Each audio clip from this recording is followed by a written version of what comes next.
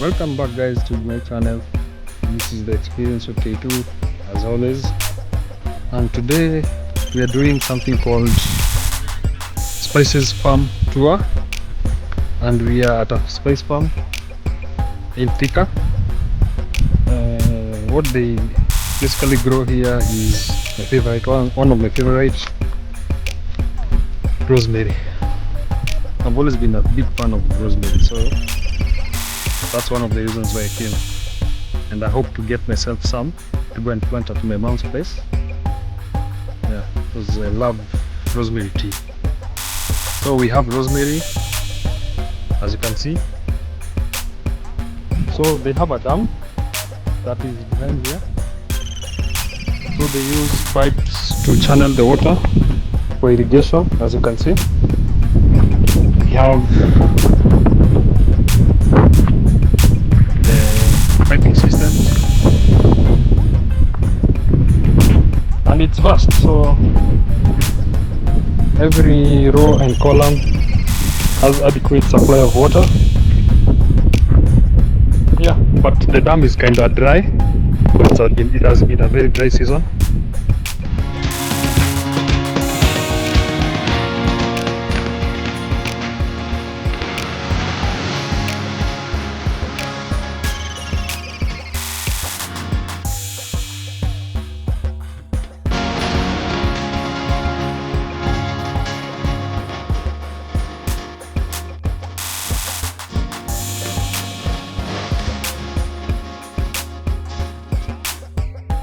So this is the packaging area, where after they pick up the spices, they collect the spices, they come here for weighing, and they pack them in these boxes.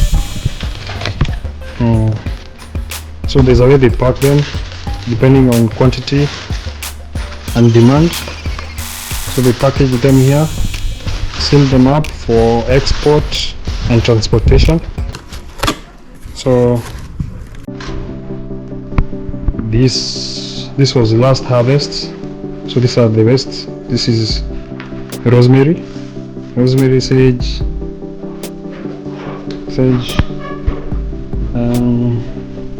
This is the pull box, where, as you can see, it's layered up. Very different temperature between here and outside, because outside it's very hot. As you come in here, it's very cold because of the spices. They degrade with heat, so which is also a bad thing. I'm surrounded by amazing views. Rosemary. These are my favorite herbs. I have in my tea. I'm going to smell one. Oh my god, it's so fresh! It's so fresh! Ah, I feel like it's healing me.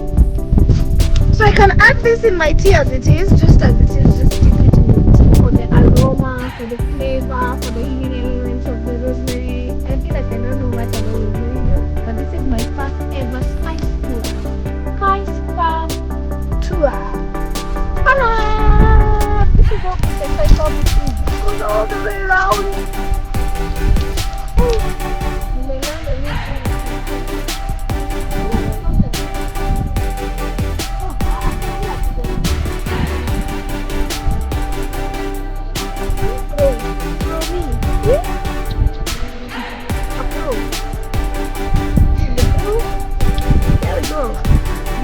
I thought you had this.